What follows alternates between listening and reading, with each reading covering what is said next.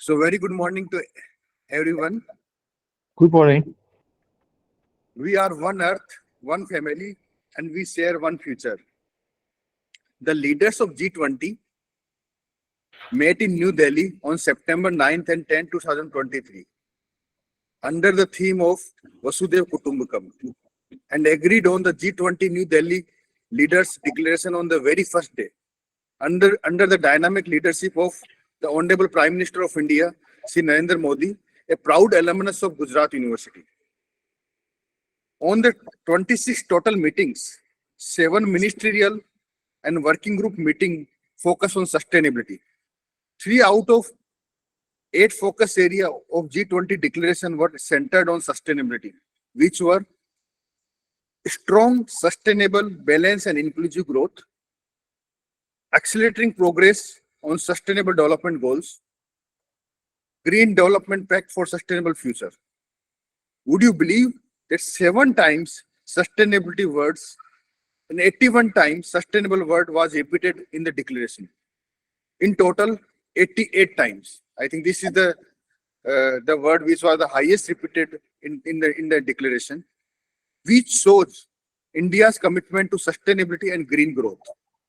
Therefore, being the #1 university of the state of Gujarat, the Indian Institute of Sustainability, Gujarat University, today is organizing the virtual conference, Decoding the G20 Sustainability Declaration, which is first of such kind of event organized in India. On the auspicious occasion of National Unity Day, which is also birthday of founding father of our country, Bharat, as well as founder of Gujarat University, Sri Sardar Vallabhbhai Patel. Gujarat University have legacy of 7 decades in various field and domain of leadership. But in last 4 months, Gujarat University has created multiple sustainable footprint. Either it is introducing professor practice or setting up index cell at Gujarat University under the dynamic leadership. Dr. Nirja Gupta, the Honorable Vice Chancellor, the first woman Vice Chancellor of Gujarat University, the firm believer of Parikar Satya Sev Bahulikaranam, which are 2 words in Sanskrit, which means the legacy lies in multiplication, who is known for converting her vision into mission and mission into action plan. I thank her for her support and motivating for organizing this conference. Yes. As the youngest global CMC academic fellow, it is my honor to introduce the most dynamic and versatile CMC academic fellow, Dr. Adrian Chu Kwang AH, who is joining us from Singapore, who has been trained in UK, Singapore, London, Australia, and Japan. One of the leading management professor, practitioner, chartered accountant of Singapore and Asia region. It is honor to welcome you on this virtual platform of Gujarat University, sir. It is my honor to introduce Professor Vivek Suneja, who is head and dean, North Campus, University of Delhi. Sir is also professor into Faculty of Management Studies, Delhi University. Professor Suneja, sir, has served as a dean of planning in the University of Delhi, as well as pro vice chancellor of the University of Delhi. For over a decade, he taught at various premier universities in Britain, including University of Salford, Manchester, and Open University Business School. Professor Suneja has published several books and papers in the area of strategy, management, entrepreneurship, economics, and public policy. Professor Suneja has done consulting and training work for several international and national organizations. Sir, we welcome you on this virtual platform of Gujarat University. It is a great honor for us. It is my honor to introduce Dr. A.R. Aryasri, who has joined us from Hyderabad. He is also ICMCI Academic Fellow. He is also Honorable Member of Institute of Director, India. He is the Chairman of Institute of Management Consultants of India, Hyderabad chapter, and former Director, School of Management Studies, J&T University, Hyderabad. With 37 years of experience in teaching, training, research, and consulting. Sir is recipient of State Teacher Award from Government of Andhra Pradesh, as well as recipient of Hyderabad Management Association Academician Excellence Award. Sir, we welcome you on this virtual platform of Gujarat University.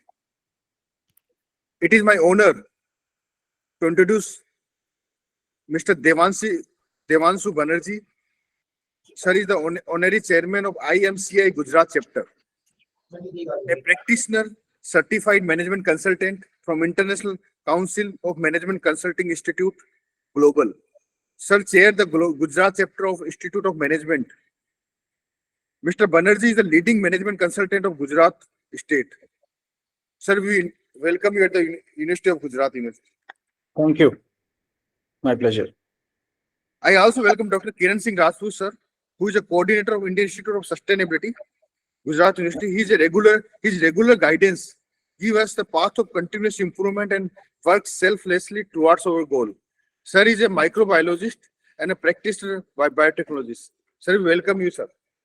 Rajput, sir. Yes, sir. Good morning. I also welcome Team IIS, Smith, Dr. Sweta Singh, Priyanka, Janki, Rahman, and all the students of IIS who are present here. So thank you very much for presenting over here. It is a great honor to welcome you this auspicious day of National Unity Day, which we are celebrating, and our proud alumnus as well as the Prime Minister, Honorable Prime Minister of the country, he is also today celebrating this in our state. So with this, I invite you all, due to some engagement, our Honorable Vice Chancellor would not join today. So now I invite Professor Kiran Singh Rajput, sir, to give the welcome address. Sir Rajput, sir, to you. Thank you, sir. Thank you. I welcome all the dignitaries to this platform for virtual conference. On behalf of our Honorable Vice Chancellor, Dr. Rija Gupta ma'am, as well as the university authorities. Thank you all for coming and to this global conference on the G20 sustainability concept. As we know that Indian concept of sustainability is deeply rooted in the country's cultural, philosophical, and spiritual traditions. In particular, sustainability in India is often viewed holistically, encompassing not only about the environmental concerns, but also social, economic, and spiritual aspects. In India, we called it as a dharma.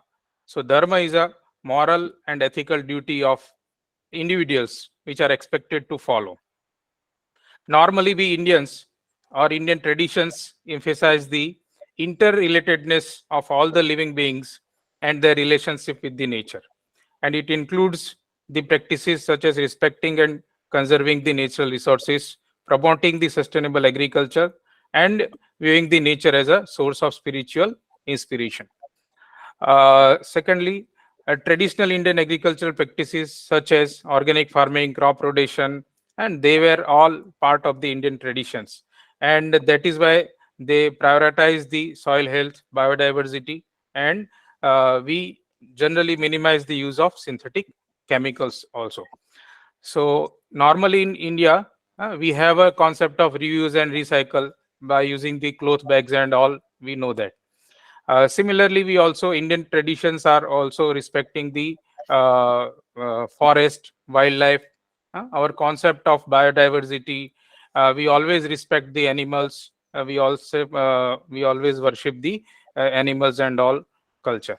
So in our culture, overall, we respect for the overall humanities, and that is why in our sloka, it is mentioned like that: Sarve bhavantu sukhinah, sarve santu niramaya, sarve bhadrani pashyantu, ma kaschit dukha bhag bhavet. Means all may be happy, all may be free from the illness, all may see what is auspicious, and no one may suffer. So that is what our Indian culture is. And today, by the concept of G20 or summit, our motto or the sloka placed over there is Vasudhaiva Kutumbakam. Means the whole earth is one family. But beyond that, we believe in that Sarve Bhavantu Sukhinah. So I think all the dignitaries present over here may present their important thoughts on this conference regarding the Indian point of view about the nature or environment. Once again, I welcome you all to this platform, and thank you all on behalf of the Gujarat University and Vice Chancellor Madam. Thank you all. Thank you. Thank you. Thank you.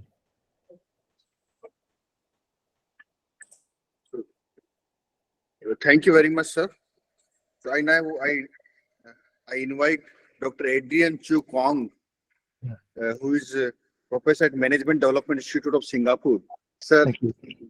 thank you for joining us from Singapore, and we are so excited sir. because just to tell you all the participant and audience, sir has been trained into at least 10 different countries and 13 different institutions.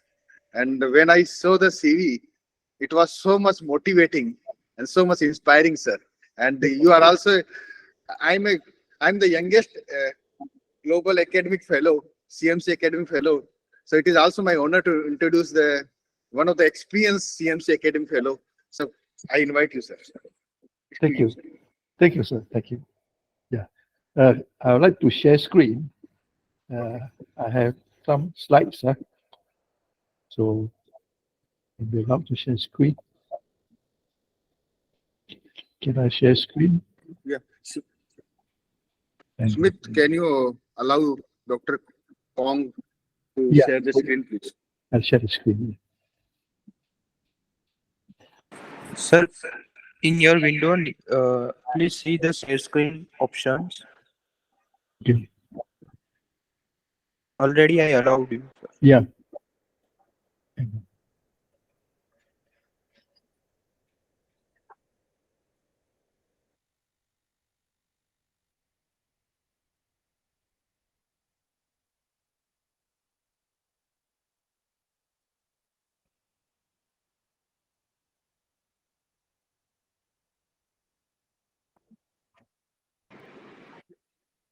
Dr. Kong, Yeah. Hang on. Okay. are you able to do, or do we also have your presentation? Yeah. You can put the presentation on. It'll be easier. Okay. Okay. So Thank Smith, you. please.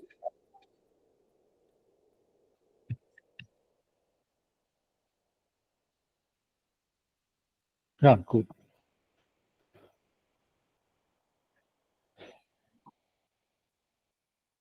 Yeah. Can all of us see the slides now? Yeah, it's on now. It's on. Very good. Thank you. Thank you. Okay. So, I would first of all like to thank the organizers of this conference for inviting me to speak at your wonderful forum, especially on the eve of your National Unity Day, which is a very auspicious occasion. And being a finance trained, I would like to dwell on a specific topic of sustainability, namely sustainable finance goals. See. But then the G20 has emphasized quite a lot on this question of being able to implement.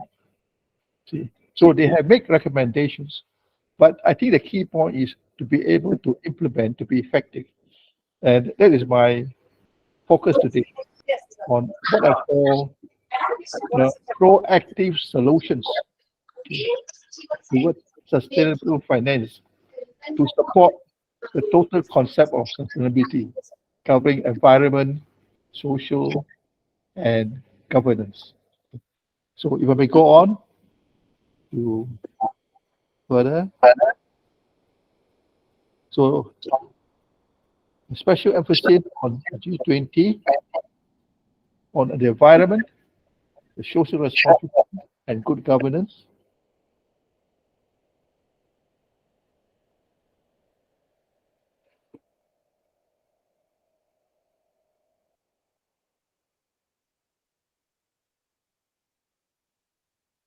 It's not moving.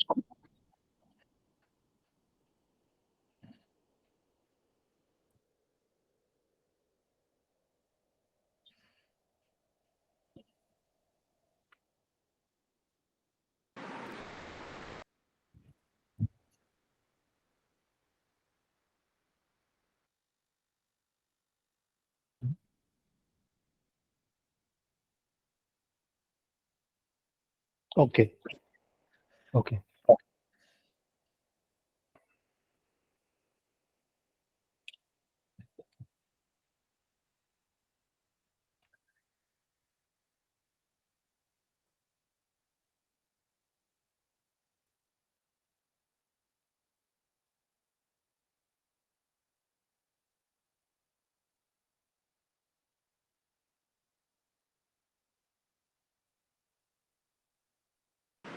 Dr. Kang, we are not able to hear you.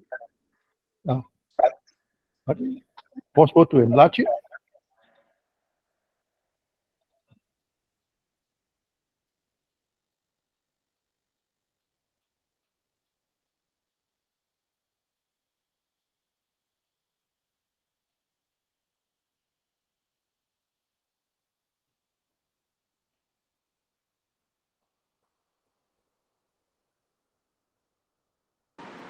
Dr.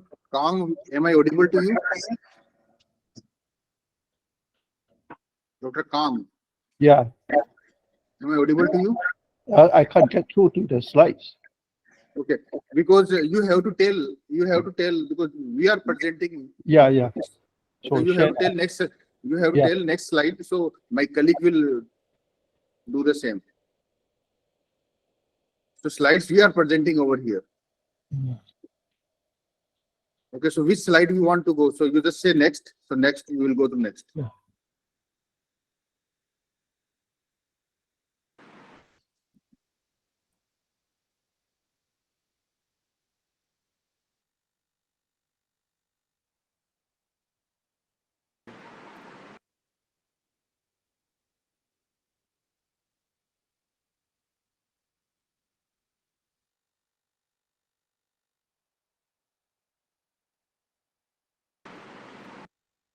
Dr. Khan, we are controlling the slides, so you can tell us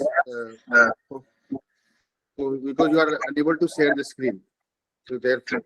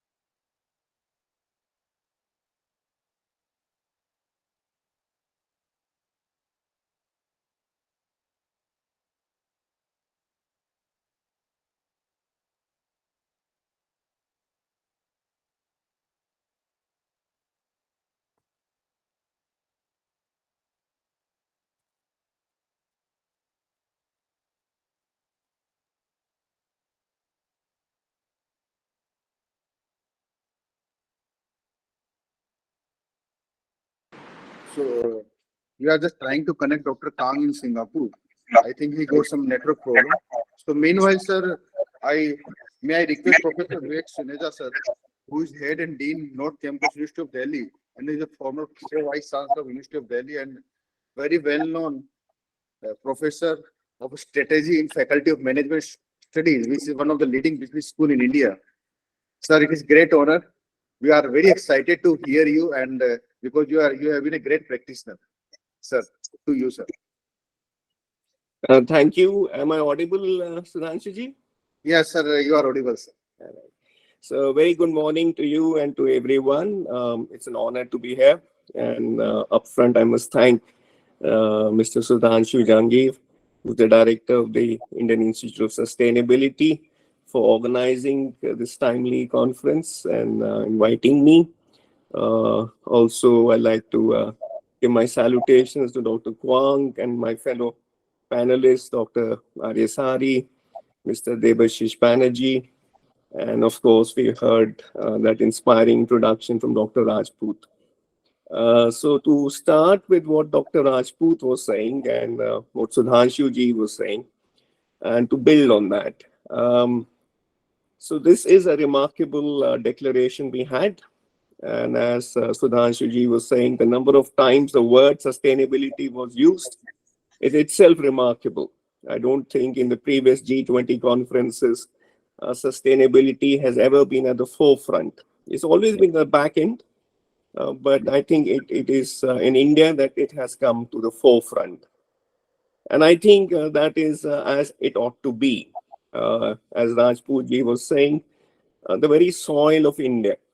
In management language, we talk about core competencies. What is distinctive about an organization? We call it a core competence. And I think the very core competence of India or Bharat has been its spirituality. And when one speaks about spirituality, it means what is ultimately sustainable. That is spirit. What comes and goes is matter. So matter is subject to the laws of change. There's causation, and causes lead to changes, and whatever is caused will of course go. Cause and effect is a cycle, the cycle of action and reaction. So Newton would say, every action has an equal and opposite reaction. You're bound by the law of karma, action and reaction forever. But the Indians said, well, that's not enough. As Jesus says, man does not live by bread alone. That's not enough. Animals might be satisfied with eating and drinking and reproducing, but man is only an animal in part. The Sphinx, if you look at the Egyptian pyramids, there's the Sphinx there, which is the lion body, but the head of a human being. So we are animals in part. We're amphibians in some sense. Amphibians are ones which live in both land and water, like tadpoles and frogs. But we are amphibians in the sense we live partially in matter, but partially in spirit. We're amphibians. But the Indians said we are much more. Actually, we're not amphibians at all, because India said this animal nature is mithya. We're actually Brahman. So Shri Ramakrishna Paramhans, who's another great stalwart. Today, of course, is Sardar Vallabhbhai Patel's birthday, as Sudhanshu ji was reminding us, who unified India. But our spiritual leaders, such as Ramakrishna Paramhans, unified Jagat with Brahman. They said, to be sustainable, you must know reality, the truth. So once Ramakrishna was asked, the teacher of Vivekananda, he was asked, in one sentence, describe what is reality, what is sustainable. And he said, okay, in one sentence, here it is, Brahman Satya, Jagat Mithya. And then when he was asked, okay, please elaborate. And he said, look, this world of matter, this is fine, but this is a playground. You eat, you drink, you born, you die. But there's something about you which is eternal. And that eternal is the sustainable. That's Sat. Satyamav Jayate. The rest is Mrityu Lok. If you want to stay in Amrit Kal, then realize that you are Sat Chit Anand. Your existence absolute, your consciousness absolute, and you are bliss absolute. Tat Chit Anand. And that thou art. Aham Brahmasmi. Tat Tvamasi. You are that. So each one of us, whether Sudhanshu or me or Devanshu or Aryaji or Kiranji or whoever is here, we are all one. We are one consciousness, one spirit, one bliss.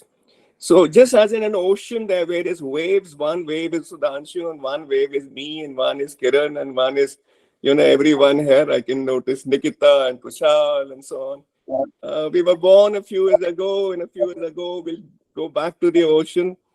But the ocean itself, they say the Big Bang happened about 14 billion years ago. The Earth was formed about 4 billion years ago. And man who arrived about 50,000 years ago, Homo sapiens. Civilization has been there just about 4,000 years ago. And we might destroy this planet, which has been there for 14 billion years. by unsustainable actions. And we are supposed to be Homo sapiens. The word sapiens means wise.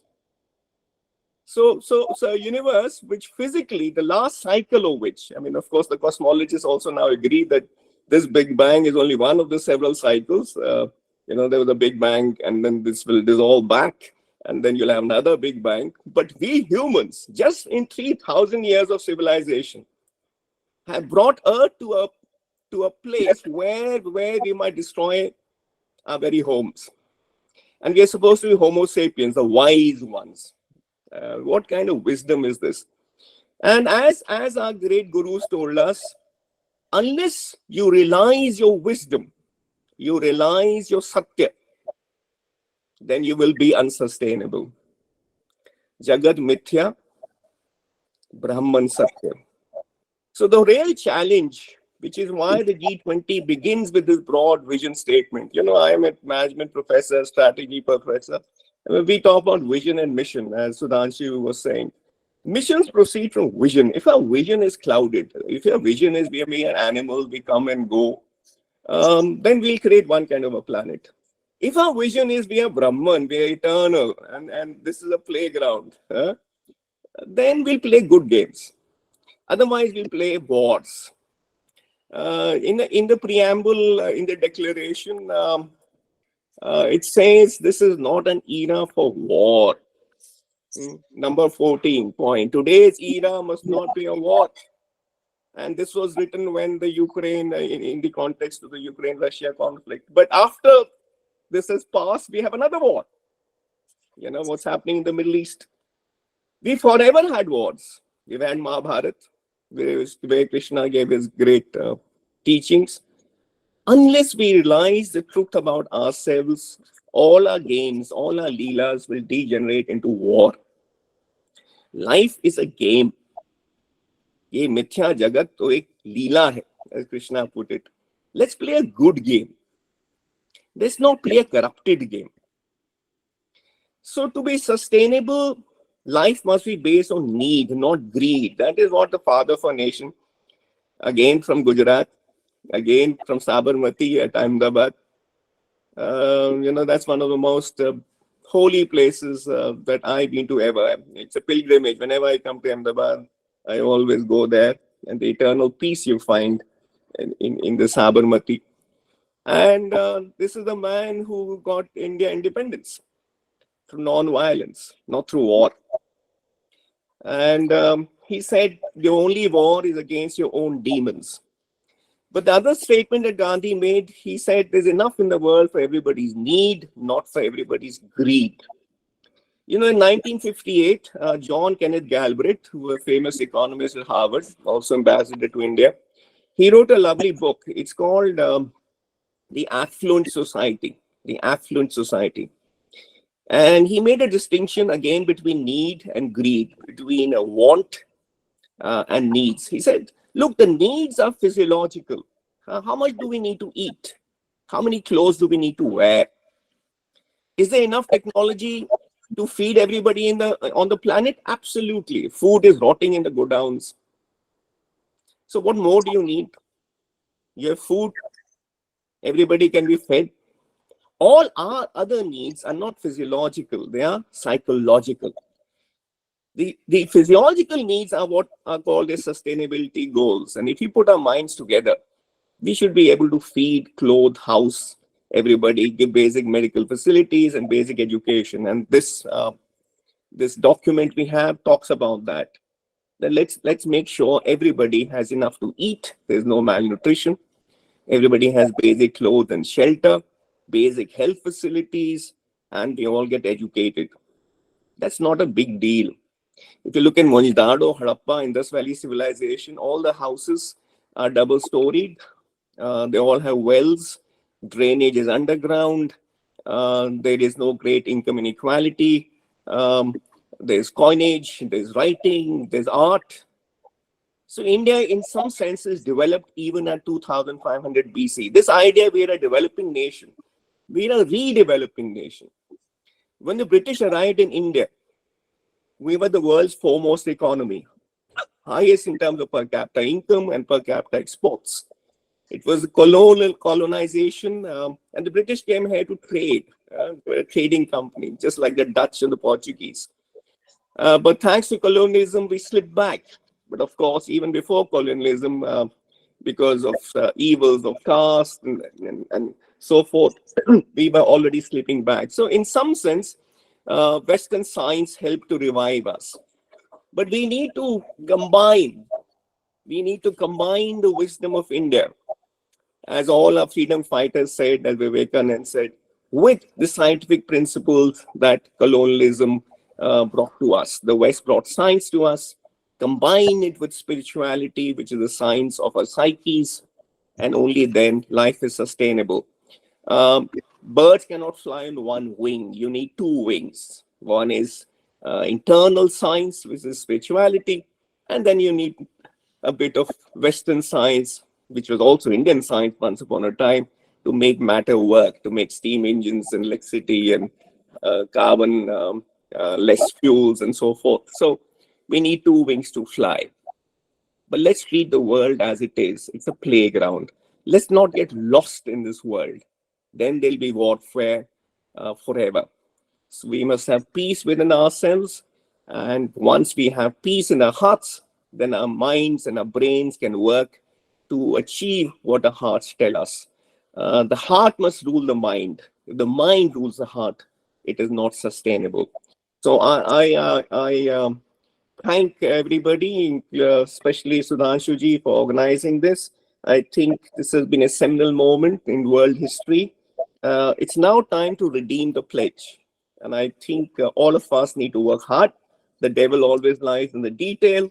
So the vision has to be made into mission, and the mission into action plans. As Sudhanshuji was saying, that's all hard work. And all hard work. And Sardar Vallabhbhai Patel was a man of action. He was always there to put visions into missions and action. So on this auspicious day, I thank everybody for listening to me. May India lead the world, and may we be one family, and may we all attain Brahman. Thank you. Uh, Thank you very much, so, sir. so I'm ready to share the screen now. I got the screen back already. Yes. I will invite got you, to sir, as well. So thank you very much, sir, Professor Sonera, sir, for all Can your I share the screen? all your wise words. Indeed, there are about 100 students who have joined the future generation of India. I'm sure they will be very proud to hear about the Indic way of sustainability. And you are absolutely correct, sir. India, we always had the sustainability concept in our heart. For example, during before in India, we have the culture to feed one chapati to our cow. So what I would like to say that this is the way the Indian sustainability of the conservation, which is in our heart, which is on our business. And you absolutely mentioned correctly that Mahatma Gandhi, he was also father of one way sustainability. Today we are talking about villages. He talked about 100 years back. Today we are talking about Swachh Bharat mission. He talked about Swachh Bharat mission 100 years back. So he was very ahead of his time, and he introduced the concept of sustainability by including Indian way of sustainability. So thank you very much, sir. And we are looking forward to see you here physically, and we with open heart. So thank you, sir. It is great honor for us to hear your wise words. So now I invite. Thank you, sir. Yeah, I invite Dr. Kwang to speak, sir, from Singapore, sir. Okay, thank you. Dr. Kwang, to you. Okay.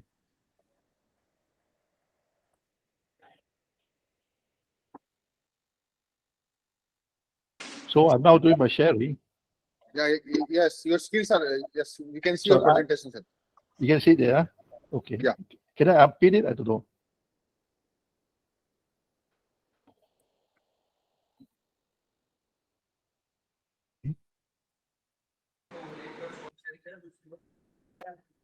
Sir, can you try again, sir, Dr. Kwang?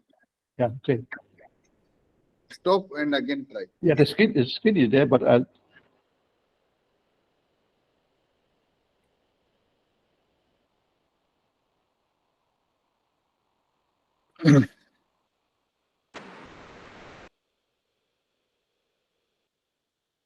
Because earlier it was working, sir. Okay. Can you all see now? Yes, we can see, sir. But how to take this one off?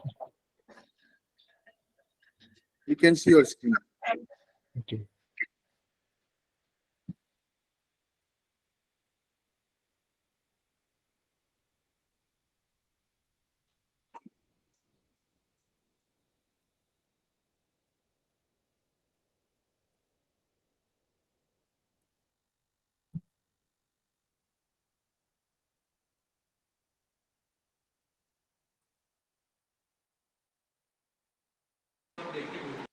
Sir, we are, if you don't mind, we can share the screen for you.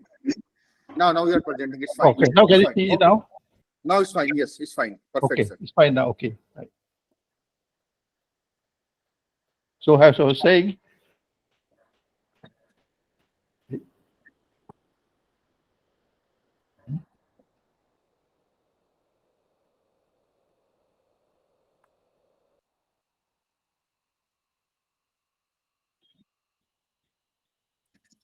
রামা তোমাকে কেন ভুলবো?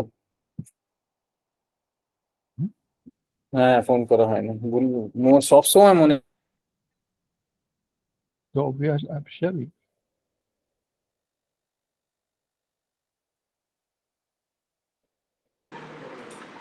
Sir, I think there's an issue into your full screen, so you just go and click next. Because Oh. slide number 4 we can see. No, how to have it?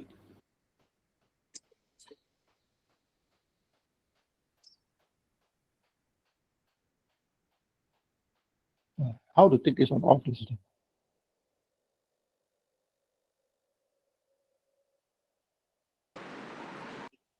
Sir, if you don't mind, we can share screen for you with the presentation, Okay. because I think. Okay. Okay. You so share we- screen. Okay. Okay. Now it's not okay now. So we can share the screen and presentation, your presentation, because we have your presentation, sir. Okay. You share the screen first.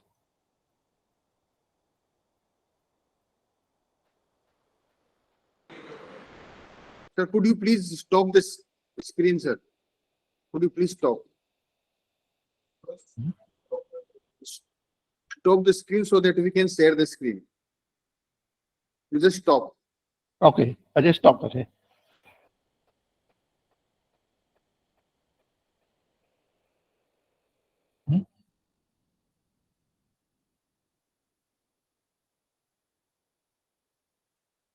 Okay. It's now okay.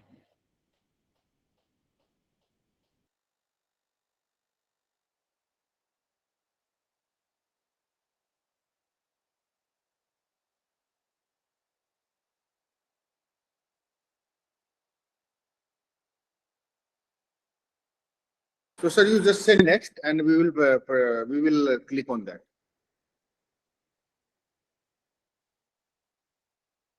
Wang, sir.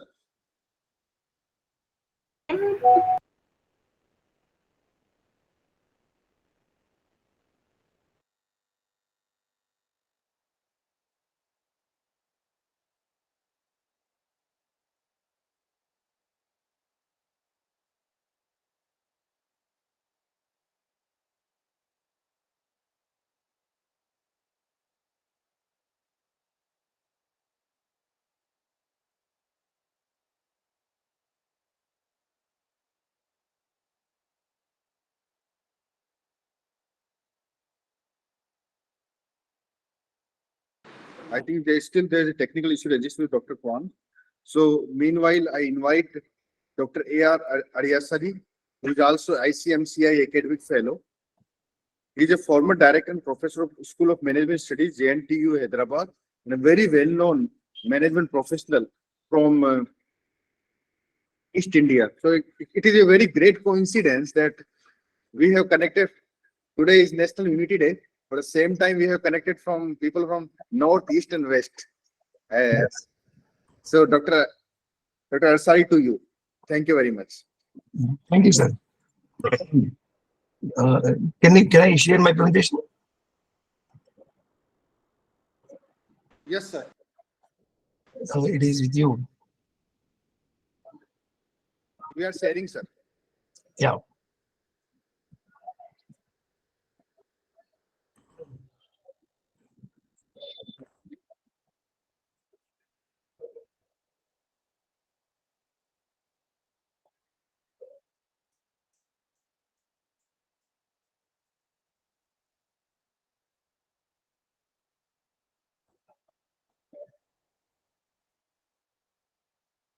So just give us one moment. Yeah, We yeah. will- Thank you very much. That's great. Dr. Sudhanshu Jangir, ICMCI Academic Fellow, Professor Vivek Sneja, Sri Devanshu Banerjee, Chairman, IMCI Ahmedabad Chapter, and Kiran Singh Rajput, and Dr. Chu Kwang, and all other officials from Indian Institute of Sustainability, Gujarat University, with a great fervor and happiness. I extend warm welcome to all of you for this session, and with the National Unity Day greetings. It is a wonderful opportunity for me to be invited to share my thoughts on this decoding G20 declaration, and particularly in terms of sustainability. I thought because of my background, education is the better field for me. I thought I can share my thoughts on that.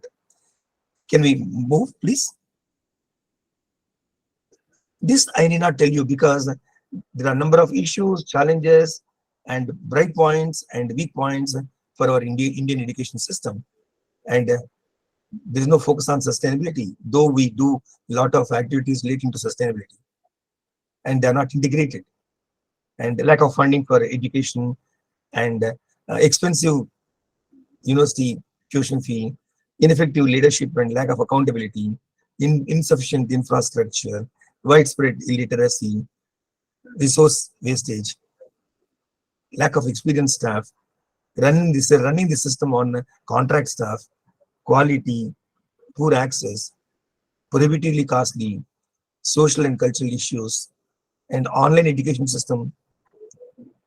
Thanks to Corona, this has taken a big leap, and quality of education has also suffered in the process. Accessibility is questionable, and cost of education, many other issues. Next.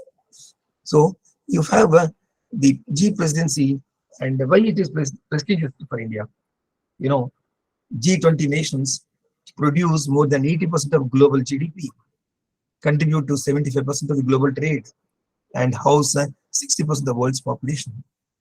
So one land, one family, one future.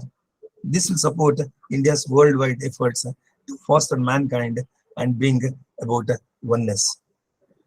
India has become one of the world's 5 greatest economies, growing even during the low global recession and shortly after the COVID-19 pandemic. India's G20 presidency provided the country and the world a unique opportunity to inspire transformative change in education. Next, please. We have 2030 2030 agenda.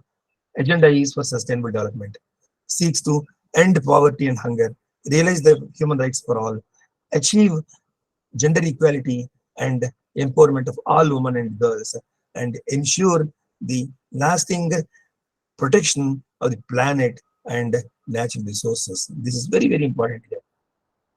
Next. We are one earth, one family, one share. We share one future. This is the opening sentence. It starts with G20 has started with. G20 is a collective resolve to fully and effectively implement the 2030 agenda, accelerate progress towards sustainable development goals. Now, sustainable development goals here, what is their importance? They accelerate strong, sustainable, balanced, and inclusive growth. They accelerate the full and effective implementation of 2030 agenda. They pursue low carbon, climate resilient, and environmentally sustainable development pathways and scale up financing from all sources for accelerating progress on SDGs. We have the Green Development Pact. G20 declaration outlines about Green Development Pact for a sustainable future, including efforts to mainstream lifestyles for sustainable development, design a circular economy world. In circular economy world, the major focus is wealth from waste, and implement clean, sustainable, just, affordable, and inclusive energy transitions. There are 5 pillars. 5 pillars, they base our 17 SDGs. These are people, planet, prosperity, peace, and partnerships. These 5 P's highlight how SDGs are an intertwined framework instead of a group of solo goals. So they're not a group of solo goals. It is a intertwined, interlinked framework. The progress on one P must balance and support the progress on another. So coming back to the education, sustainability in education.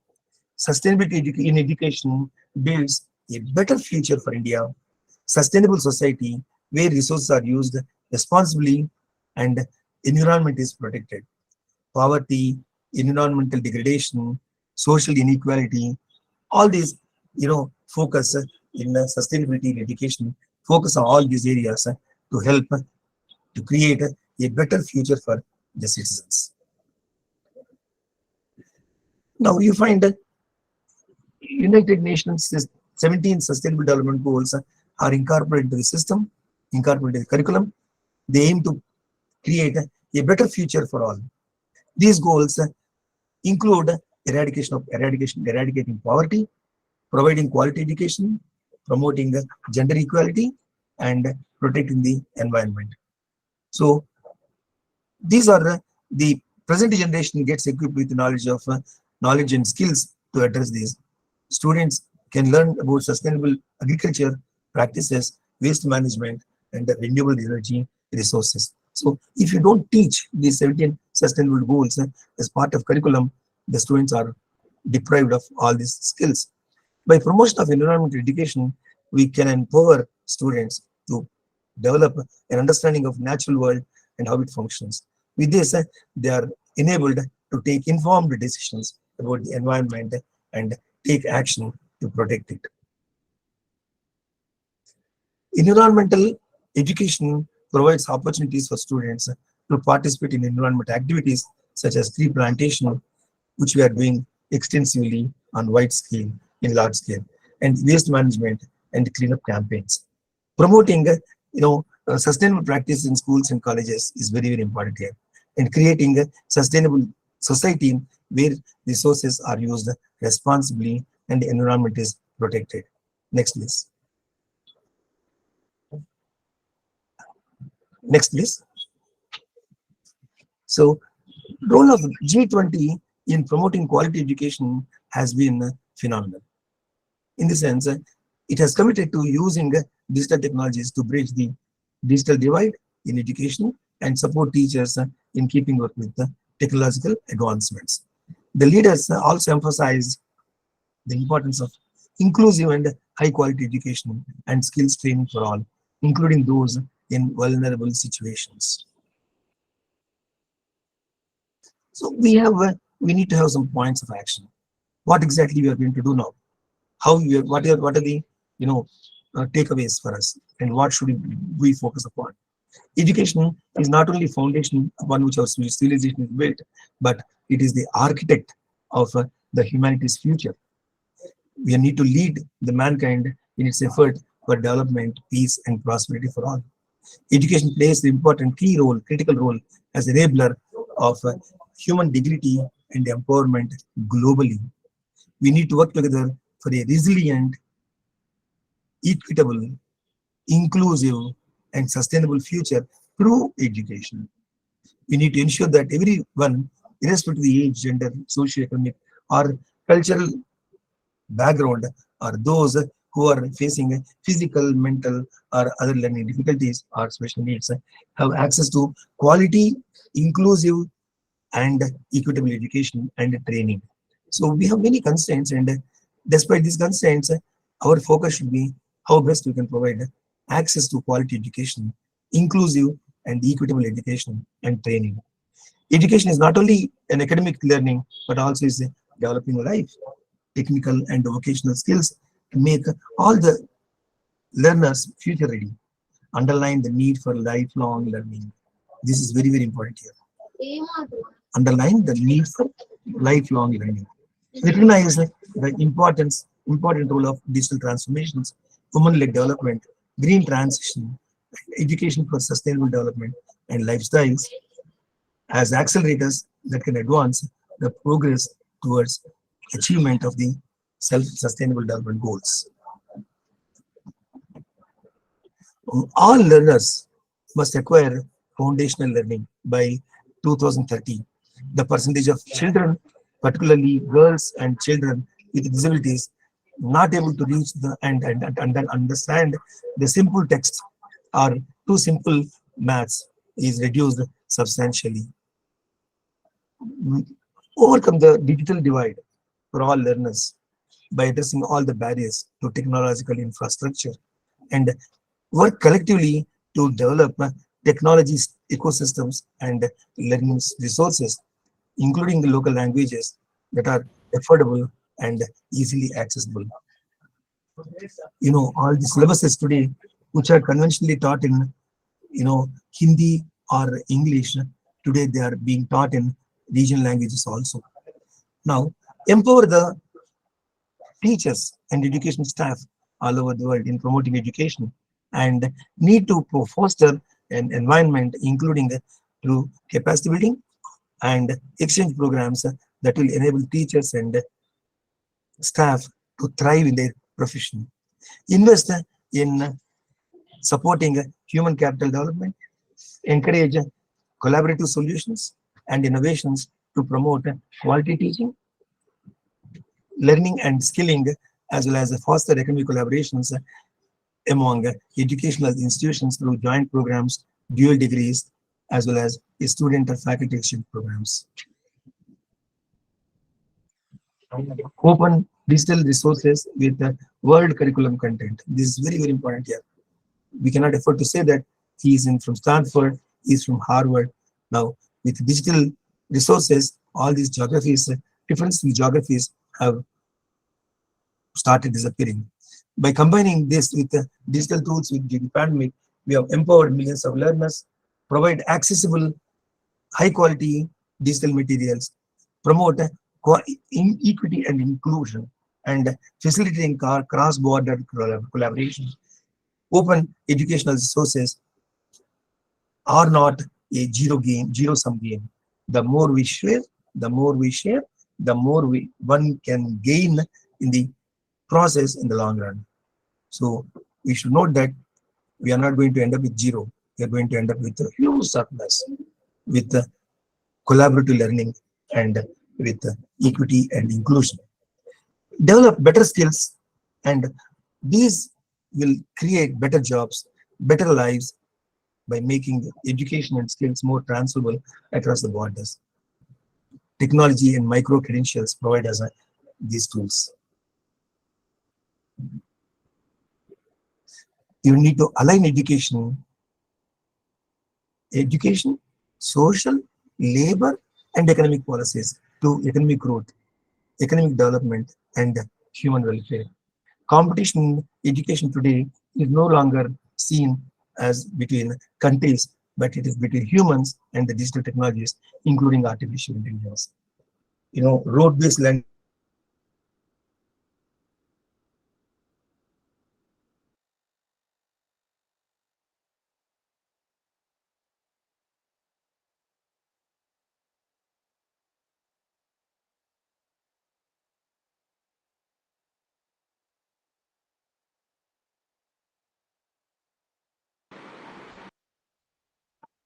Professor Aryasri, we are not able to hear you.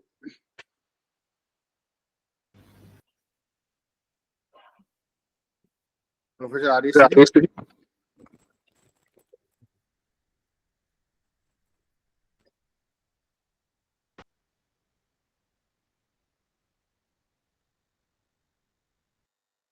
I think there is some network issue. We are just connecting him through phone and we'll come back to you.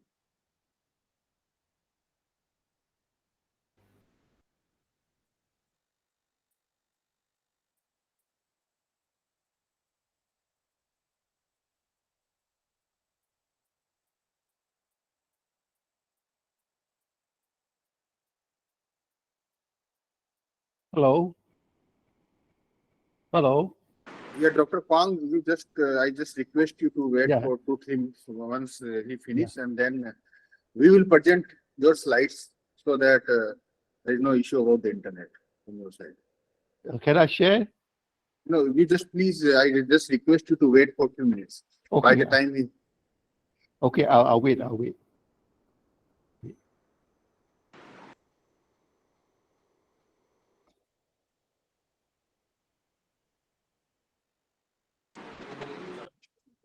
so Dr.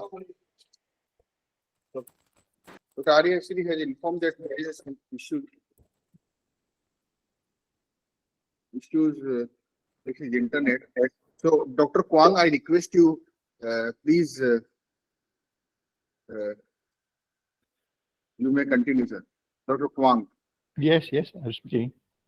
So we will present your slides. So Rahman, I request you to present slides of Dr. Kwang. So, okay. You just say next. I'll present the slide now, huh? Yeah. You just say next. Okay, now it's okay now. So my colleague is representing slides on behalf of you. So you just say next. So we'll go to the next. Okay, now the slides are on now. Yeah, but that is from our side, sir. Now it's okay now. I think. Yeah. Okay. Next. Okay, so you roll the slide and then I'll speak. Yeah. Now? Okay. So this is the G20 recommendations. Next. Okay. So the goals basically cover three main areas: environment, protection, social responsibility, and good governance. Next. See. So to do this, there's some principles involved. First, you must have an idea of how to go about it in the organized manner. You have what they call a framework, a metrics framework, see, which enable you to analyze your plan, your actions, and your reporting. See, which you, in fact, report on cost and benefit, and then you make your conclusions on a very holistic perspective, total perspective, not bit by bit. And on the total perspective, we then proceed to the final stage of the implementation, which is important to turn recommendation into effective action. We make the decisions through the use of what we call decision tools to manage whatever could be the risk and the return. Because any project itself does not necessarily give you positive return. So even in the sustainable action, there's this thing called trade-off. You get positive return, you also get negative return, and you've got to balance up and make a decision. Next.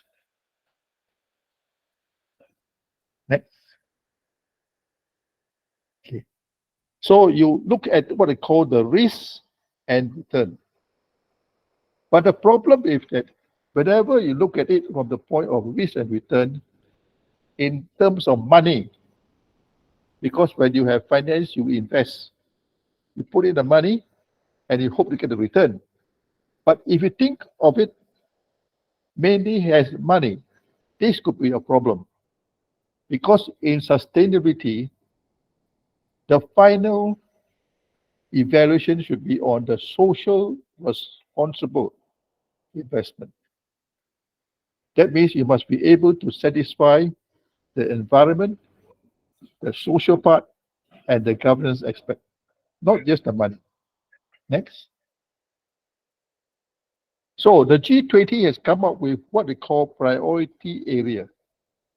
See, the first priority is to be able to mobilize in a timely manner all the resources you have to facilitate your finance of your sustainability projects, whatever it may be, whether it's climate change or carbon decarbonization. See? So you must be able to mobilize, and importantly, the deliverables include not only the mechanism, but also the policy and the financial instruments. That means the banking framework, the aid to small and medium enterprises, and the money put into investing in infrastructure projects. See, for the purpose of green and low carbon. The purpose of this is that you have the mechanism in thinking terms. What is important is the thought. That is a policy. So the policy must go hand in hand with the mechanism. Just mechanism alone may not get you anywhere. So the man at the top, the person in charge, is important because that is the policy maker. And we go to the next one, next priority. Next one, priority 2. G20 says that besides the mechanism and the infrastructure to bring about sustainable finance, to get good values, good social values, the distinct thing is you must look for the money, enabling the finance. Okay, whatever projects you may have in mind, your vision, the mission, the plan, you need the money. But we are not thinking all in terms of just money, but we need the money first to start. So to have that money, you must be able to have an analysis of your financial requirement. See? And especially when you want to scale up. India is positioned, I think, in the World Sustainability Index is somewhere around ranking in terms of about 20. Average of environment, social, and governance, the ranking is about 20. So there's room for scaling up, for improvement, to adopt social impact. Investment must not only be just having the money, but have a social impact. So that in the end, okay, you achieve your worthy objective of social values. But to be able to know where you're going, and having got the finance, you must also have what they call data and reporting. You must be able to say, okay, I've taken all this money, I've invested this money, I got all this return. How do I report it? That is important, the data and the reporting. So that is the priority number 2 for G20. Number 3, you go next one. Priority number 3. So you have your objective. Priority number 1, you have the mechanism, you have the policy, and then you have the money, the finance. But it is not just only the money, it's the capacity, your resource, your human resource, your education, your hospitals, your land. This is the ecosystem. So you may have ideas of policy, the mechanism, the framework, you have the money, but you must have the ability to build up the capacity. So in the case of many developing countries, they have the mechanism all planned. They got finance from the World Bank, Asia Bank. But the third stumbling block is the capacity building. Are the people ready? Are they educated? Are they trained?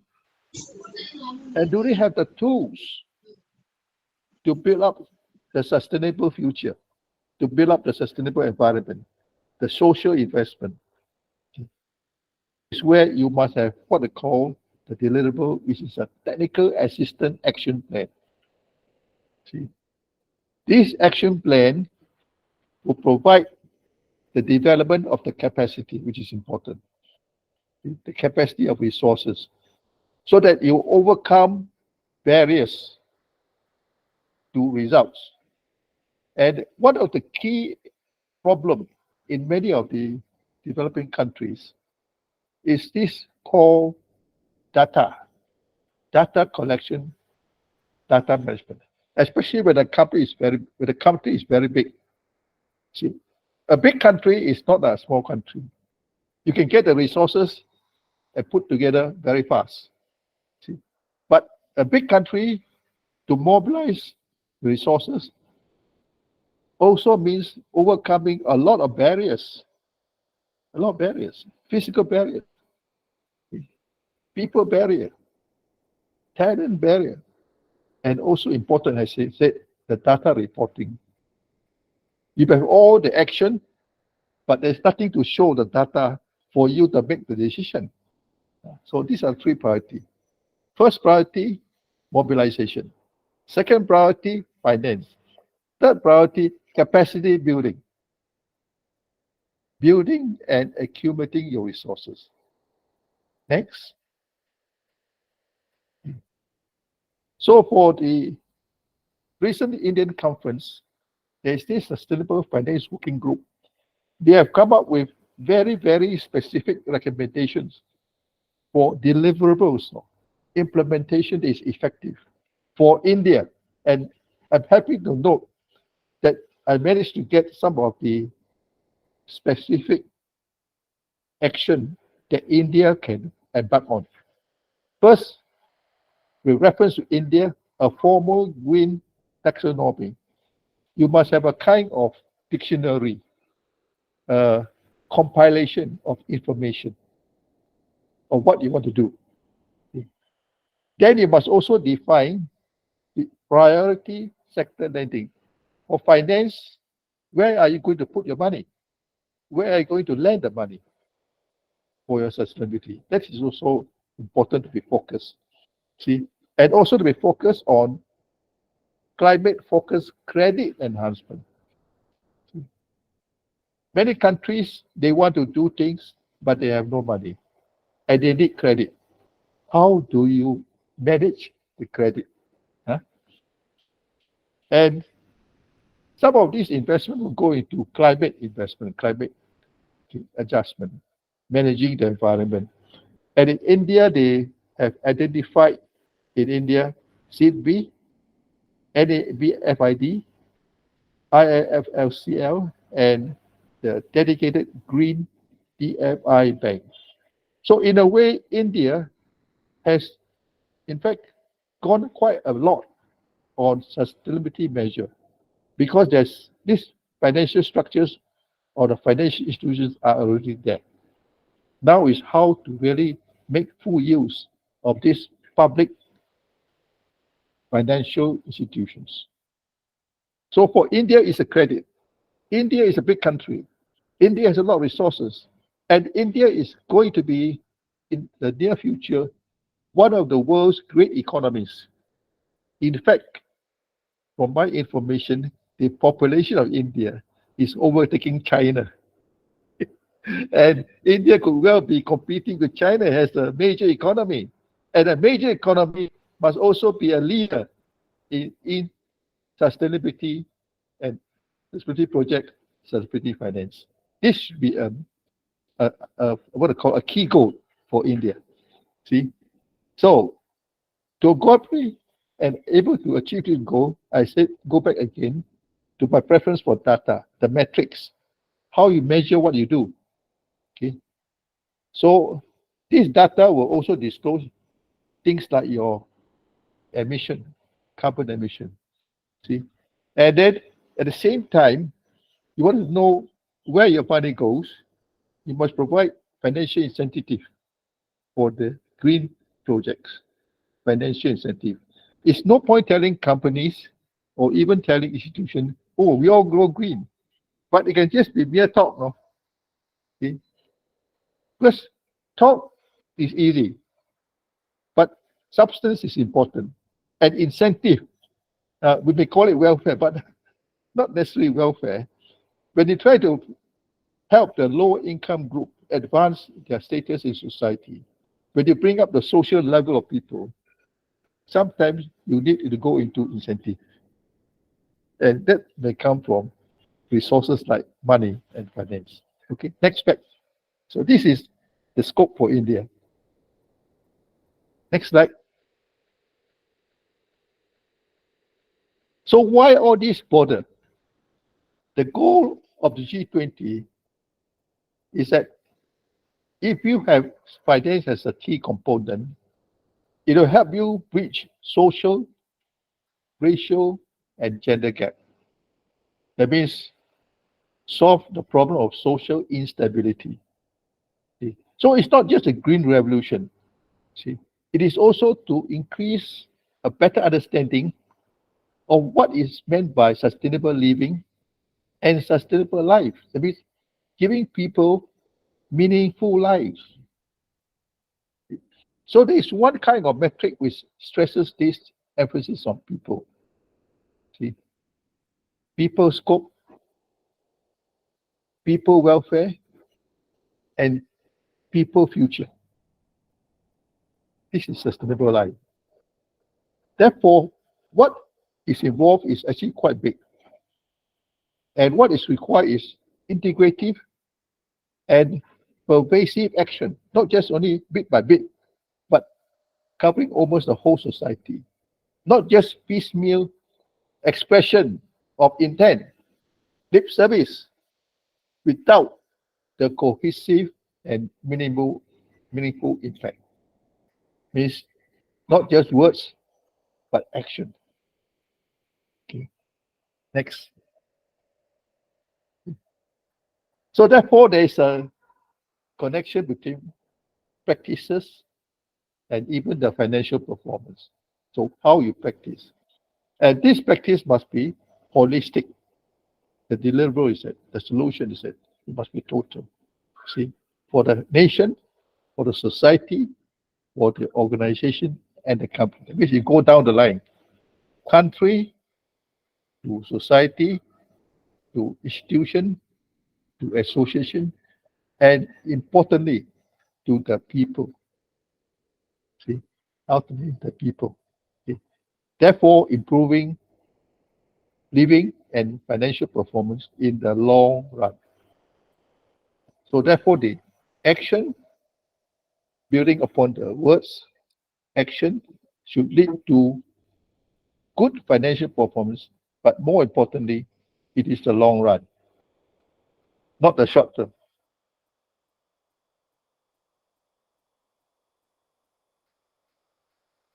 So we may go on again. What is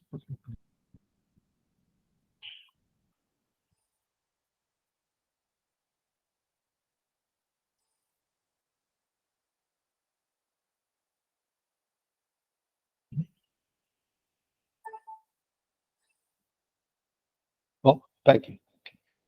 Next slide.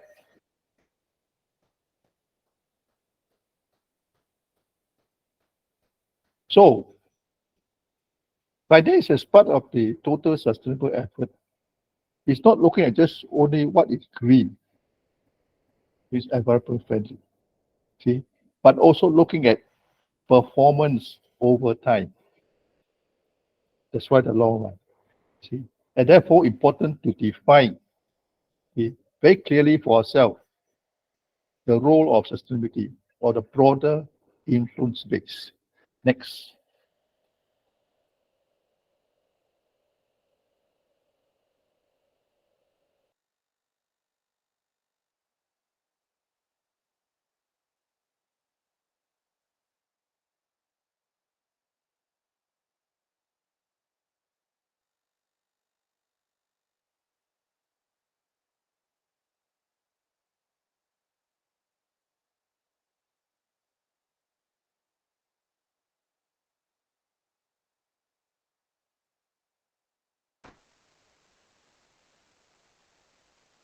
Dr. Kwang, can you unmute yourself, please?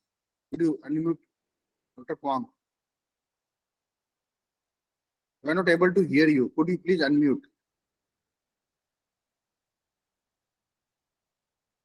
Dr. Kwang. Can you hear me? Yeah, now it's yes. Okay.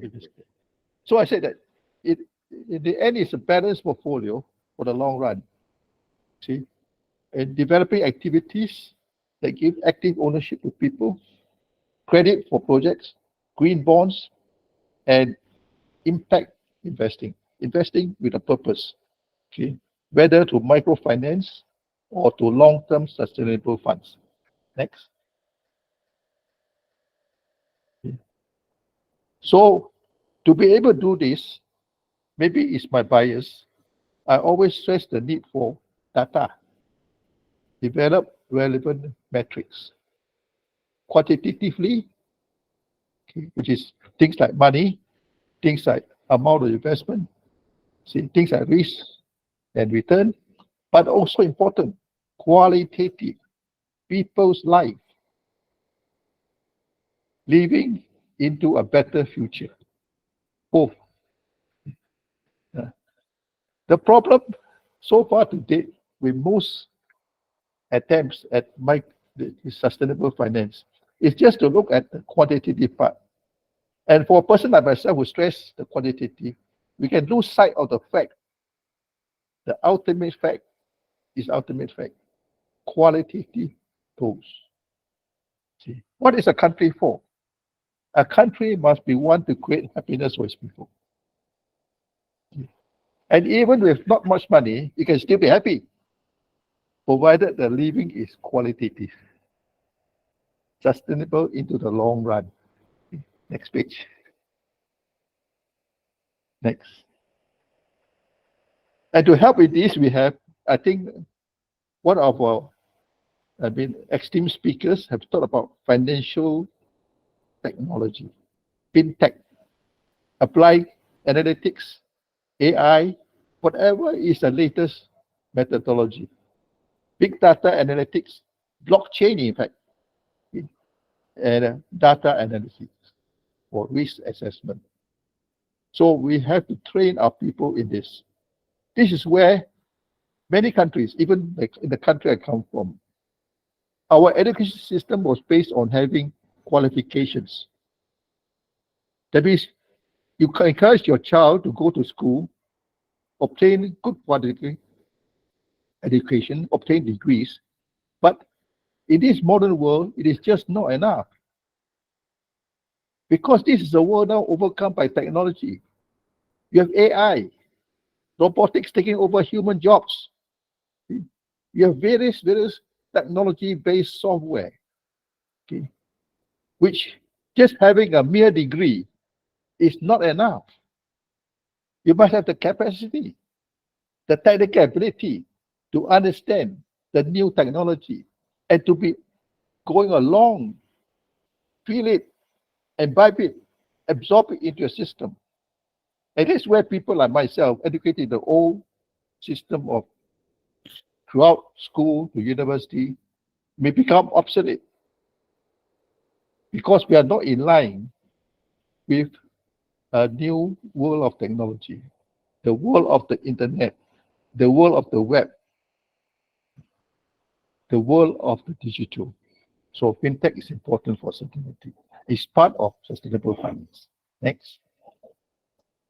See, and importantly, before I can go on, before that, just before that, the slide before that, the slide before this one. And I go back to the slide before this one. It's a slide. No, before that, there's a thing about ethical. There's a slide on ethical. After the fintech, never mind, it's important to have ethics. Ethics. This is important. All the other targets can be quantitative, like having enough electricity, ethics. Ethics is important.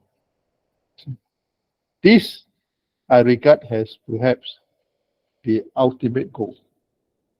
And all action must be pivoted very firmly on environmental, social, and good governance standards. Standards.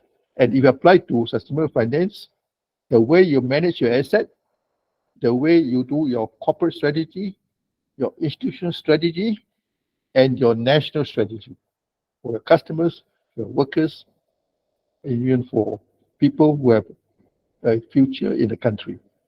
We are all fellow investors. We are all stakeholders, okay? Not just of companies, but stakeholders in the country. Okay. Next. So we talk about standard and importantly for implementation. Okay. We have not only the standard, we agree on, especially when it comes to finance, what sort of relevant data to collect, okay, to promote. Next. So we may have a lot of ambitious physical targets, like how much electricity, how much of solar energy, but these are basically operational. It may not be strategic. We talk about sustainability, it means long run. It means strategic. So we must not be caught with the things of the moment, what we are preoccupied with current, the difficulties. We must be able to see the difficulties as part of the journey to a longer future. And that must be the key focus, the long term. Sustainability means the long term. And I think my time is up. I should not like to hold it up, but if I may summarize, okay, you have sustainability, of which sustainable finance is a part, but you must build into it the mechanism, the finance, the capacity, and the ethics, as well as the data. And if I may want to get one more slide which is relevant to India, just slow down. I've got a number, but slow down a bit. Furthermore.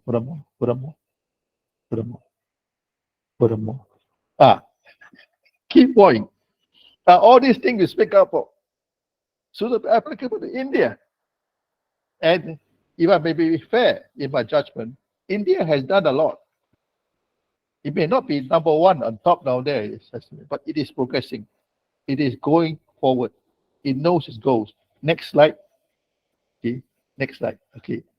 So how do we check our progress? And this, I think, must, to my mind, be a takeaway to keep in mind. Whatever is being done, whatever we talk about, whatever action, whatever implementation, we have to check on progress. First one, focus the market development and approaches, align the financial investment to the goals. That is what we are here today, align the investment to the goals. Number two, comparison, focus, comparison with other countries, other society, comparison of all the different information you have. Third one, progress and check, assess how far you have gone, how far you manage, how far your returns has overcome the risk, how far is not just monetary, but also ethical and qualitative. Four, ability to mobilize all your financial resources, your bank, public finance, and have policies on incentivizing the development of financial progress in the investment. And number five, very important, all issues are not to be seen in isolation. If I talk about sustainable finance, I'll be just basically having a very isolationist way of thinking if I just talk about sustainable finance. It must be a broader dimension, longer term, long run, and cutting across all kinds of issues and barriers, physical and not physical. Mind and not only the mind, even our own body, all issues. And importantly, we talk about our own body, the relationship between people to people, And I was impressed by the first speaker who talked about what is happening in the geopolitical situation of the world, where people are not behaving what it should be. We should follow guidelines set by even Gandhi on what is meant by meaningful human living. So the focus area number 5 is very important, cross-cutting across all issues. And for that, I'd like to be open to any question that will be asked. Thank you, and we're sorry that I've been holding up on this slide presentation. Thank you. Thank you very much for Dr. Kang. It was very, very knowledgeable presentation which you have made for Thank us. you. Thank you, Prof.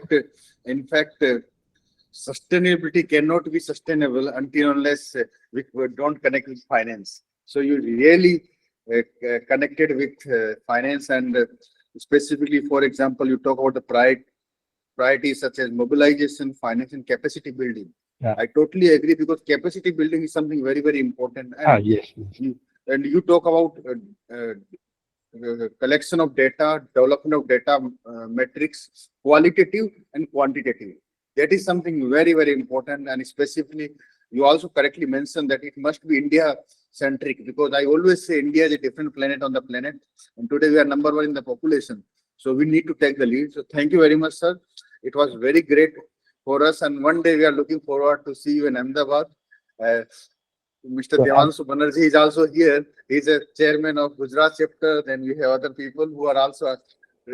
I also look forward to seeing all of you again. And thank you so much for your patience. Thank you for your patience. Thank you. Sir, it is a great honor for us. Yeah. And maybe next time, whenever you plan to come to India, please visit Gujarat. We invite you, sir. And I'm sure.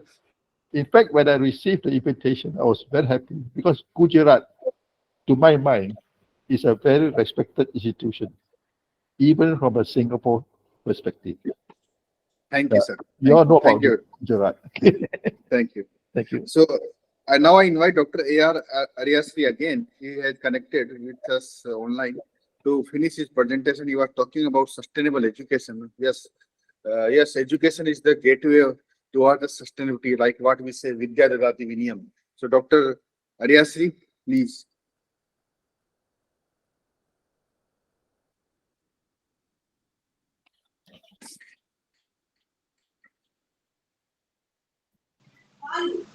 Sir, this is a great opportunity for me, and it's wonderful to meet all of you and share my thoughts on the decoding sustainability G20 declaration in terms of sustainability for education sector. Thank you very much, sir. Yeah, please continue, sir. You just say next slide if you want to move. So my colleague Rahman is presenting over. No. Thank you very much. So is it? Thank you. You don't have any presentation anymore? It's fine. Yeah. Okay. We can conclude it. Okay. So thank you very much, sir, for talking about this education and presenting from Hyderabad. So again, you are a CMC Global Academic Fellow and chapter chairman of Hyderabad chapter. So now I invite Mr. Devanshu Banerjee, who is a CMC Global honorary chairman of Gujarat chapter and a very well-known management consultant from Gujarat. Sir, Mr. Banerjee, to you. Thank you, Sudhanshu. Thank you for having me. And it was a pleasure. And we're having a very great session, learning from Dr. Kwong. Mr. Suneja's views have been, very resonating to the culture of India, and it's sort of awakening of cultural values back into the system. So, being from the business, what I basically thought I would bring towards to the forum from the G20, declaration, the climate resilience and business synergy insights. So I think that is something which I would like to bring forward, and just let me present.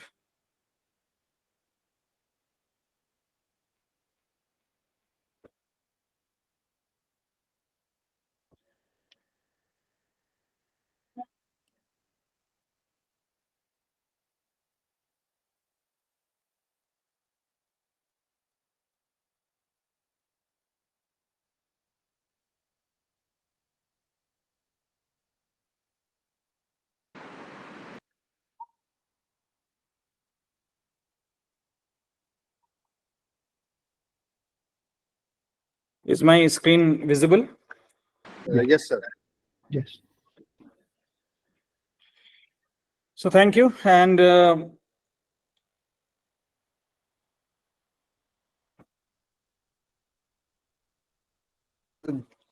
just starting with the G20 Delhi at a glance. It was hosted by India and New Delhi on 9th and 10th September. The theme was Vasudev Kutumbakam, which is the one world is one family. And this is something which, the India has always believed on. The declaration emphasized the philosophy of living in harmony with our surrounding ecosystem and committing to concrete actions to address global challenges, which is one of the biggest, fundamental thought process today in the ecosystem. And huge mark in history, unanimous concession, all 83 paragraphs among all members. And this is something which even Russia and China came together to agree on it. This is one of the historic occasions. And it is one of the most ambitious today because comprising 112 outcomes from this declaration.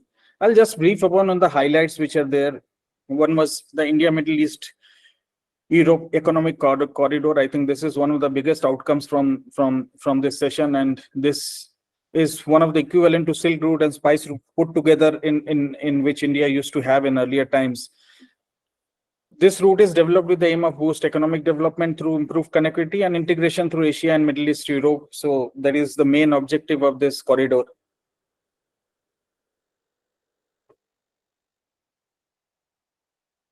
This will enhance new energy, data, connectivity, human resources, aviation routes. I think a lot of things will get covered. And this is a significant moment in global diplomacy and cooperation, which I believe. Global Biofuels Alliance, just any hydrocarbon fuel that is produced from an organic matter, living or once living material in a short period of time is considered as biofuel. So just to enhance what biofuel means. And it aims to develop an alliance of governments, international organizations, and industry to promote the adoption of biofuels. It brings major biofuel producers and consumers together, such as US, Brazil, and India. And one of the biggest achievement was welcoming inclusion of AU, African Union, into the permanent membership of G20. Now, when we come,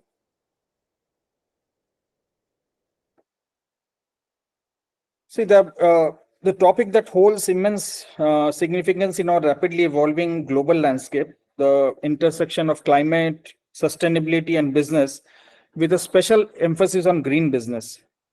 This discussion is especially relevant in the context of G20, a group comprising countries that are collectively represent 80% of the world's economic output, 2/3 of the global population, and 3/4 of international trade. The G20 has recognized the pressing need for action on our climate change and sustainable development in their most recent leaders declaration. This is in the Delhi, and they are pledged to pursue environmentally sustainable, inclusive development pathways. This commitment, I think, encompasses various areas, including actions on climate change, sustainable lifestyle, circular economy, energy transition, and climate and sustainable finance, which Dr. Kong has also presented. Climate change is a business imperative, and it's not. So climate change and sustainability are very critical global challenges that require immediate attention.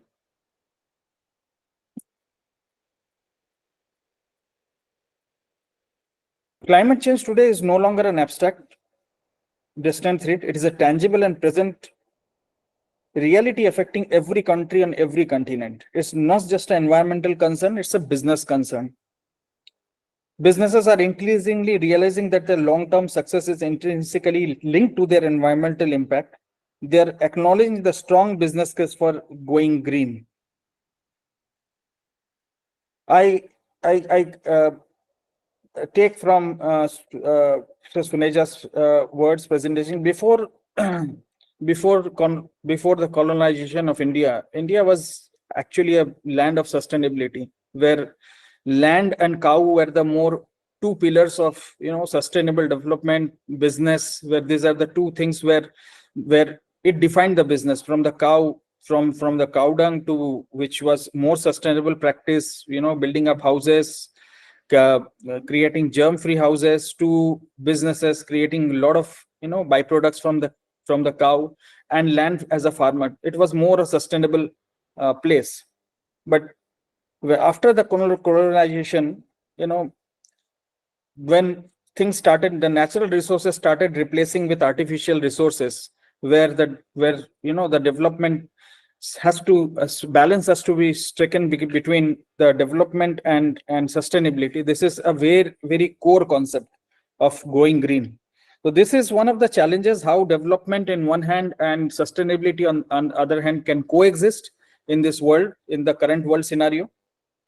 Green businesses are those that prioritize reducing their environmental footprint in every aspects of their operations, from sourcing raw materials to manufacturing processes to waste management. They are innovative, forward-thinking, and understand the value of sustainability.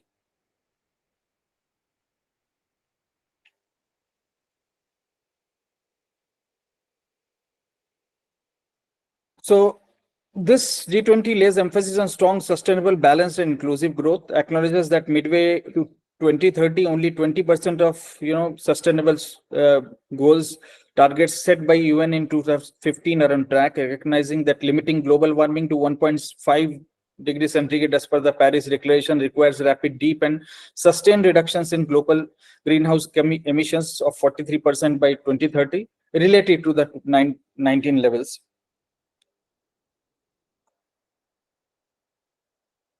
So transiting to green business model presents several challenges. It necessitates substantial investment in new technologies, a shift in mindset towards long-term sustainability, and robust support from governments and regulators. That is where the G20 as the world's leading economies plays a pivotal role in promoting green business practices. The G20 nations can provide policy support and financial incentives to encourage businesses to embrace sustainability. So this is something which is one of the core areas. They can invest in research and development to drive innovation in green technologies, where I think this is one of the core areas for India, where still it is quite nominal. Furthermore, they can lead by example by adopting sustainable practices within their own operations. Let's take a moment to reflect on some examples of green businesses. Sustainable fashion companies sell on or rent ethically made clothes and accessories. Repair services extend the span of products through tailoring or repair. Local agriculture businesses focusing on growing food or offering native landscaping services. Some businesses produce natural alternatives to conventional products like healing teas and herbs, while other design herbal solutions for small space gardening and composting. There are also companies specializing in energy auditing and green consulting, environment advocacy, green cleaning services, and eco-friendly food supply. Well-known corporations such as Nike, Apple, Patagonia have successfully incorporated sustainability into their business models by focusing on reducing environmental impact, using renewable energy, and investing in repair centers.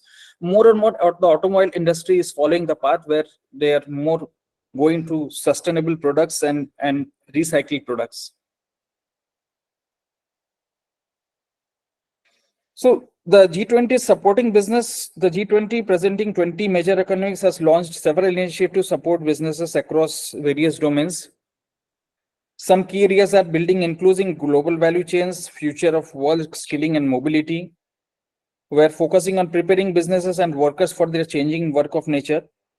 Energy, climate, and resource efficiency. Initiatives related to energy, climate change, and resource efficiency to facilitate businesses transition to sustainability. Digital transformation, which I think Dr. Kwong highlighted very well, recognizing the importance of digital transformation in driving business growth and competitiveness using AI, ML. Financing for global economic recovery, focusing on financial support to help business recover from economic impact after the pandemic effect. Technology innovation and research and development, promoting technology innovation, research and development to drive business growth and competitiveness, and financial inclusions. So this is something G20's road to global net zero future, where life cycle for environment, circular economy, macroeconomical risk, sustainable finance, energy transition. These are the 5 pillars which I just briefed upon. Before I take this, the benefits for businesses are businessmen can reap several benefits from aligning their strategies with G20 initiatives. One is access to global markets. The G20 work on inclusive global value chains can help businesses access new markets and expand their operations. Workforce development initiatives on the future of work, skilling, mobility can prepare businesses for evolving work landscape. Sustainability, digital transformation, financial support, innovation, promoting of technology, innovation and research and development can drive business growth and competitiveness. Financial inclusion, I think we have already discussed this. The Green Development Pact, it's a landmark initiative by G20, unanimously endorsed by all participating countries.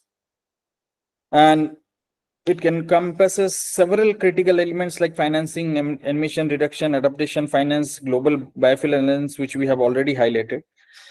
Impact on India's G20 presidency on business. This was a great opportunity for India to strengthen relationships with the biggest and fastest economies of the world, growing economies. B20 task forces aiming to enhance global trade investment. Women entrepreneurship, increasing women's participation in the labor force, grassroots, women's development, bridging the gender digital divide, education and skill development.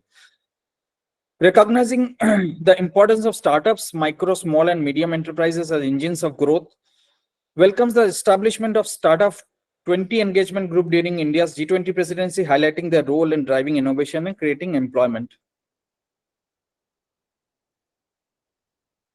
Recognizes the critical role of private enterprise in driving sustainable economic transformation, resolves to collaborate with the private sector to create inclusive, sustainable, and resilient global value chains, aims to support FDIs towards sustainable business models, that is basically the attracting FDIs, seeks to facilitate investable projects in developing countries, leveraging expertise of multinational development banks, which Dr. Kwong has already very well covered, aims to promote ease and reduce the cost of doing business. With this Delhi Declaration, reiterated focus on shift towards sustainable green future. This, I think we have already covered. To support businesses expecting inclusive global value chains, resource efficiency, digital transformation, financial inclusions. I think this is something which from the business aspect, I think is more, towards the core value chain towards the topic. Thank you all for being patient and going through the presentation. If you have any questions, Dr. Sudhanshu. Thank you very much, Banerjee sir. It was indeed a great. Correctly mentioned that climate change is going to affect a business a lot, especially when you talk about supply chain. For example, nowadays, FMCG companies, which are affecting so much because of the climate change affecting fruit and vegetable supply chain. So it was a great presentation, and it was indeed a great session. So I would like to thank you again, our Honorable Vice Chancellor, Dr. Nirja Gupta, for allowing us this conference. Then I would like to thank you, Dr. Kiran Singh Rajput sir, who was present during this conference. Dr. Adrian.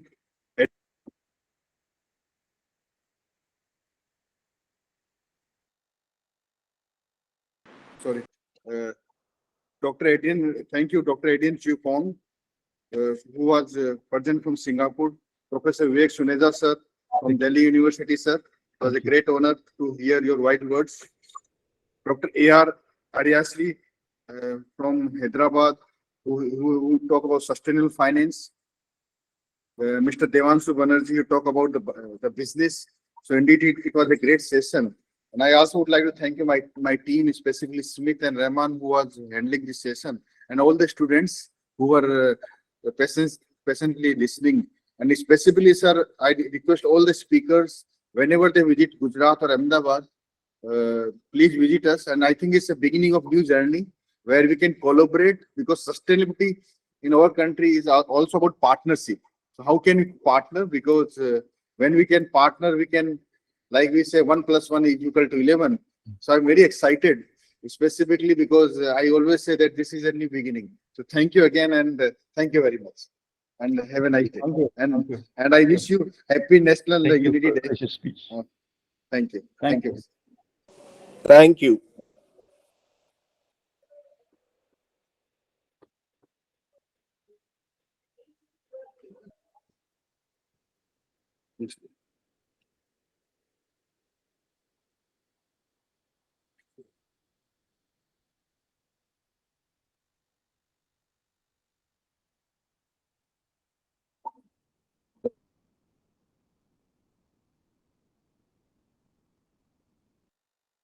One more thing.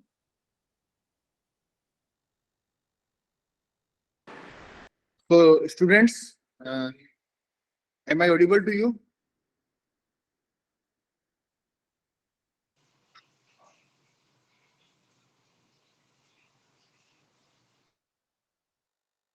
Yes, sir.